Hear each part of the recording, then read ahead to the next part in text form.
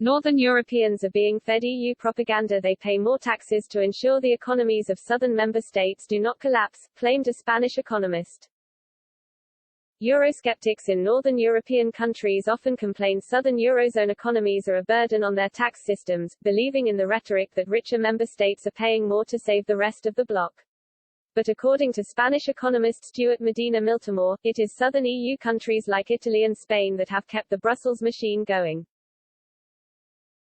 Speaking to Express.co.uk, the founder of the Spanish association Red MMT claimed the huge trade surpluses of states like Austria, Germany and the Netherlands, produced by their exports to southern European countries, have been based on the debt the latter have been sustaining for years since joining the European Economic Community. He explained, in reality the net transfers from Northern Europe to Southern Europe are minuscule. In the end, they're probably profiting a lot more in net exports to Southern Europe. The price tag of their oversized, especially Germany's, humongous trade surplus, is absolutely obscene. I think it's almost 8% of GDP in some years. Netherlands, Austria, all those countries have huge surpluses. Basically what the European Union has done is allow northern European countries to be able to capture markets, Italian markets, Spanish markets, Portuguese markets and Greek markets. A good chunk of our industrial fabric was dismantled as a consequence of our entry into the Union. Largely, as a condition to enter the European Economic Community, Spain had to shut down a lot of its public companies. And that has caused, together with other factors, for example the abandonment of full employment policies in the 80s and the obligation to sustain an exchange rate with the European currency, all those factors and the austerity that was required to enter the European Monetary Union, have led to a massive rise of unemployment in Spain. This has basically been to the benefit of Germany. There was a period when the euro was established in 1999 which led to a real estate bubble in Spain, which produced a lot of economic growth, but this was based on credit. That massive real estate bubble was a boom for German exports. And basically it is the Spanish debt which has kept Germans employed for many years.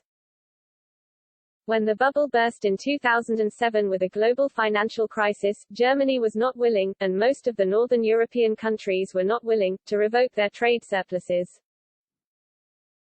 And they were not willing to establish any sort of mechanism that would somehow make the system sustainable. He continued, Spain and Italy have been net contributors to the Union budget for years, until last year in fact, this is the first year they will be net recipients. So I think the Northern Europeans are being handed out that story probably because it's in the interest of Northern European governments to put the blame on somebody else, to justify why their living standards are not as good as they should be. It comes as Austria is seeking alliances to fight back against the European Union's EU loosening deficit rules, with Austrian Finance Minister Gernot Blümel calling on countries to act together. Talks on the controversial reform on public spending are due to launch in just a few months, and Austria is bracing for a battle. Mr. Blümel wrote to neighboring northern European countries in June to a private meeting that would discuss a potential alliance. In the letter, which was sent to countries including the Netherlands and the Baltics, he wrote, "We should act together and form an alliance which ensures a Europe which is based on sound fiscal policies and fiscal sustainability. I am convinced that we should strive for a tight exchange and close cooperation both internally in the relevant council sessions and externally in communicating our common vision on the future of EU fiscal policy." Now 2 months on, Mr. Blümel is bolstering his plans, dubbing the EU's push for more flexibility around public spending a high-risk gamble. Current rules are on hold until 2023 due to the upheaval of the coronavirus pandemic. They limit budget deficit at 3% of economic output and aim to cap public debt at 60%. However, talks in the autumn are facing a push from Spain, France and Italy to ease the rules, something which has thrown up debate worldwide. It's the latest split between EU nations as the big powers seek to push through policies that work best for them without considering smaller nations.